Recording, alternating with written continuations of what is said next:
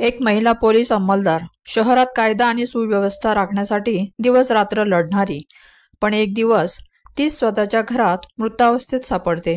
धक्कादायक बाब म्हणजे आरोपी दुसरा तिसरा कोणी नसून तिचाच पती, जो स्वतः राज्य राखीव पोलीस दलात कार्यरत होता। प्रेम, विश्वास, कर्तव्य या सगळ्यांना तडा देणारी ही कहाणी, जिथे गणवेशामागे लपलेलं काळं सत्य उघड होतं। आशा घुले, वय वर्ष 32, अमरावती शहरात कार्यरत एक कर्तव्यनिष्ठ महिला पोलीस अंमलदार। फेसपुरा पोलीस स्टेशनमध्ये काम करणारी, शिस्तीची आणि कठोर स्वभावाची ही पोलीस महिला नेहमीच कायदा आणि सुव्यवस्थेच्या रक्षणासाठी तत्पर असायची। पोलीस सेवेत त्यांनी अनेक वर्ष प्रामाणिकपणे काम केलं। ड्युटीवर असताना शिस्त, जबाबदारी आणि कठोर परिश्रम यासाठी त्यांची ओळख होती। वरिष्ठ अधिकारी आणि सहकारी यांच्यात त्या विश्वासू व धाडसी म्हणून ओळखल्या जात। सेवेत असताना अनेकदा आव्हानात्मक मोहिमा आणि कर्तव्य त्यांनी शांतपणे आणि अचूकपणे पूर्ण केली होती। त्यांचा विवाह राहुल तायडे याच्याशी झाला होता, जे स्वतः देखील SRPF मध्ये कार्यरत होते। दोघेही एकाच क्षेत्रात असल्याने नोकरीची समज, कामाचा ताण आणि शिस्तीचं महत्त्व या गोष्टी त्यांना माहिती होत्या।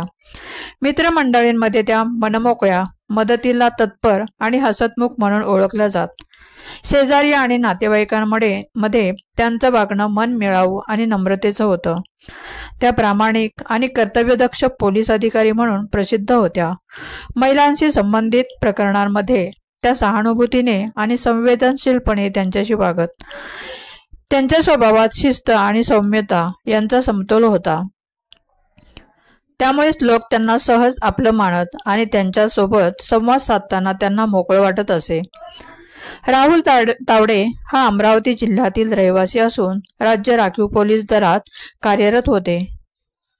त्यांची नोकरी स्वभावात शिस्तबद्ध, नियमबद्ध आणि जबाबदारीने काम करणाऱ्या व्यक्तीची असते, त्यामुळे सुरुवातीला तो कर्तव्यदक्ष, वेळेवर काम करणारा आणि वरिष्ठ वर्दीच्या प्रतिष्ठेला जपणारा म्हणून ओळखला जायचा। राहुलने SRPF मध्ये भरती झाल्यानंतर अनेक ठिकाणी पोस्टिंग घेतली होती। कर्तव्य दक्षतेमुळे वरिष्ठांचा विश्वास मिळवला होता, पण काही सहकाऱ्यांच्या मते तो कधी कधी तडकाफडकी निर्णय घेणारा आणि कठोर वागणारा होता।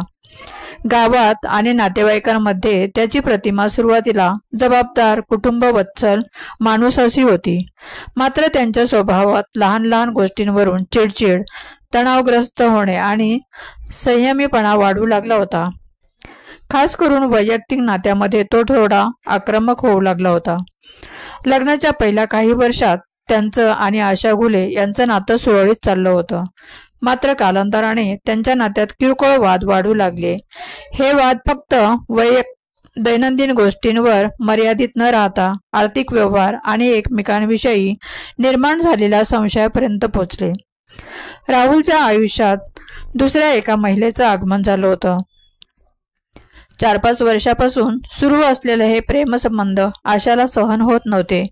तिने अनेकदा पतीला समजावण्याचा प्रयत्न केला, पण वाद वाढतच गेले।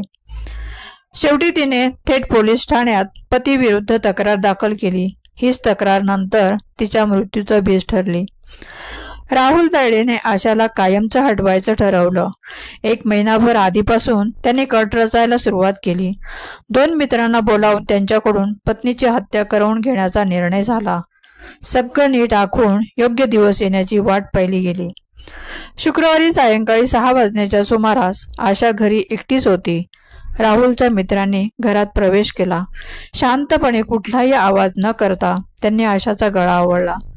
काही मिनिटात सगळं संपलं। आशा मृत झाली। थोड्याच वेळाने 14 वर्षाचा मुलगा घरी आला। त्याला बाहेर 2 अनोळखी व्यक्ती घाईघाईने निघून जाताना दिसले। घरात प्रवेश केला आणि त्याच्या डोळ्यासमोर आई बिछाण्यावर निश्चल पडलेली दिसली। त्याने आईला उठवण्याचा प्रयत्न केला, परंतु आईने प्रतिसाद दिला नाही। घाबरलेल्या मुलाने तात्काळ वडिलांना ही माहिती दिली। घटनेची माहिती मिळताच फेसपुरा पोलीस DCP गणेश शिंदे आणि वरिष्ठ अधिकारी घटनास्थळी दाखल झाले। घराचा तपास सुरू झाला। सुरुवातीला राहुलने चोरीचा बनाव करण्याचा प्रयत्न केला, पण पोलिसांच्या लक्षात आलं की सगळं काही नीट व्यवस्थित ठेवलेलं आहे। सर्व संशयाचा काटा थेट राहुलकडे वळला. चौकशी दरम्यान पोलिसांनी जुनी तक्रार आणि पती पत्नींमधला वादाचा संदर्भ काढला. पोलिसी खाक्या दाखवताच त्याने सगळं कबूल केलं. हो, मीच कट रचला. 2 मित्रांना बोलावून पत्नीचा गळा आवळून ठार केलं. फेसपुरा पोलिसांनी राहुलला अटक केली आहे. न्यायालयाने त्याला 4 दिवसांची पोलीस कोठडी सुनावलेली आहे. सध्या परिस्थितीजन्य पुरावे, मित्रांचा सहभाग आणि खुनामागचं आर्थिक व वैयक्तिक कारण यांचा तपास सुरू आहे. ती पोलीस होती, कायद्याची रक्षक, आणि तोही पोलीस. पण ज्या हातांनी समाजाचं रक्षण करायचं होतं त्या हातांनीच घर उद्ध्वस्त केलं.